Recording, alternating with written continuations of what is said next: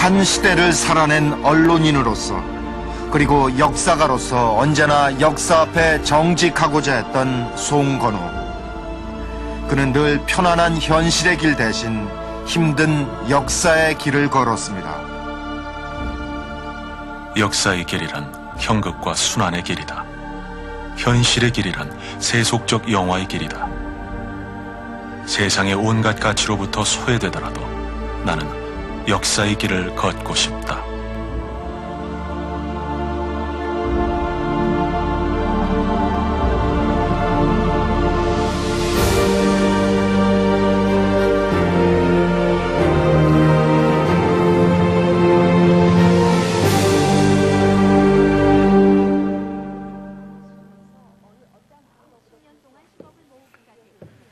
누군가는 신문을 민주주의의 일기장이라고 했습니다. 여기 신문이 있습니다. 우리가 매일 받아보는 이 신문은 한낱 종이에 머물 수도 있지만 아주 중요한 역사의 기록이 되기도 합니다. 실제로 우리 현대사에서 신문은 역사의 고비마다 그것을 가장 먼저 기록해왔고 때론 그 물줄기를 바꿔놓기도 했습니다. 한 지방 일간지에 실린 김주열군 주검 사진이 4.19를 이끌었고 2단 기사로 조그맣게 실렸던 박종철군 사망 기사가 87년 민주화 투쟁을 불러왔습니다. 신문은 그 자체로 역사가 되어야 한다 이렇게 강조하면서 지옥을 천당으로 혹은 천당을 지옥으로 만들 수 있는 것이 언론이라고 믿었던 사람이 있습니다. 현직 언론인과 학계가 선정한 20세기 최고의 언론인이자 후배 기자들이 가장 존경하는 언론인 1위로 꼽은 사람, 그가 바로 송건호입니다. 오래 지속될 것만 같았던 유신 체제는 그러나 79년 몇 발의 총성과 함께 막을 내렸습니다. 그동안 억눌려왔던 민주화에 대한 열망도 본물처럼 쏟아져 나왔습니다. 4년 7개월 만에 긴급조치 9호가 해제됨으로써 그때 구속돼 있던 민주인사 68명이 석방됐습니다.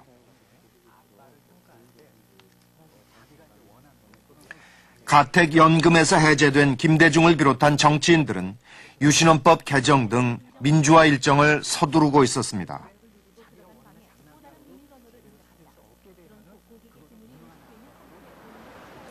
개학하면서 대학가에도 민주화의 바람이 불어왔습니다. 긴급조치로 제적됐던 학생들과 교수들이 돌아오면서 총학생회가 부활됐고 대학생들의 정치 참여도 활발해지고 있었습니다. 그거를 칭하여 서울의 봄이라고 합니다. 그거를. 그러니까 이제 새로운 진영은 이제 유신은 가고 민주화가 시작되려고 하는 그런 바람이 불었죠. 그래서 그때 당시에 갇혔던 그 재판에 걸리지 않은 사람들은 다 나왔고, 그러고 죽은 박연채 같은 사람, 재판에 걸려있는 사람, 그리고 크리스천 아카데미 사건에서 걸려있는 사람이 무죄 판결이 다 났습니다. 무죄 판결. 그래서 상상도 못할 일이에요. 지금. 사람들은 너나 없이 그 시절을 서울의 봄이라 불렀고 그 봄은 머지않아 꽃을 활짝 피울 것이라 기대했습니다.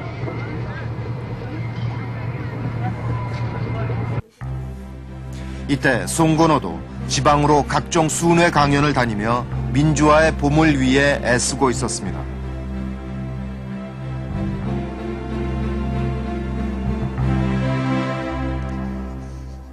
그러나 정치에 절대 참여하지 않겠다던 신군부가 서서히 본색을 드러내면서 서울의 봄은 이상기류에 휩싸이게 됩니다.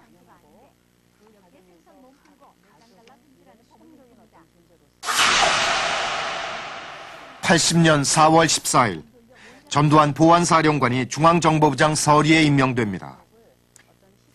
이것은 신군부가 정치 전면에 등장하는 첫 신호라고 외신들은 보도하기 시작했습니다. 서울의 봄은 안개정국으로 뒤바뀌었습니다. 민주화를 열망하던 국민들은 관망 자세를 벗어나 정치 민주화를 요구하며 길거리로 나서기 시작했습니다.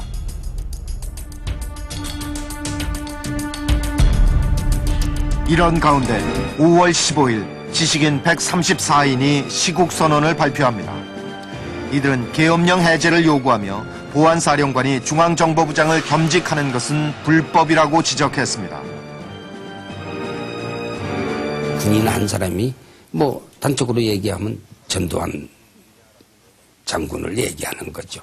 전두환 장군이 현역이 보안사령관도 맡고 있으면서 중앙정보부장직도 겸직을 하고 있었다.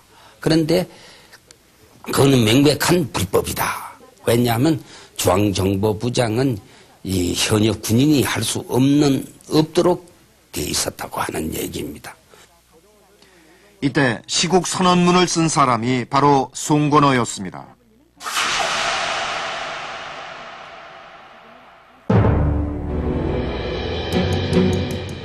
오늘의 시국은 지난 19년간 독재정권의 반민중적인 경제 시책과 강권 정치의 소산이다. 이는 민주 발전을 저해하는 비상계엄령의 장기화로 빚어진 필연적인 사태 악화이다.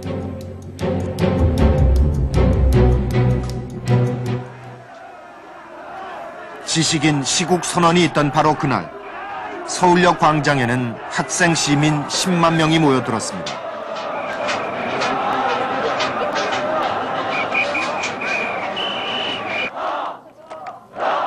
주로 서울 지역 30개 대학에서 모인 학생들은 계엄 철폐, 유신 잔재 척결 등을 요구하며 격렬한 시위를 벌였습니다. 국민들의 민주화 열망과 신군부의 정치 야욕이 정면으로 충돌하고 있었습니다.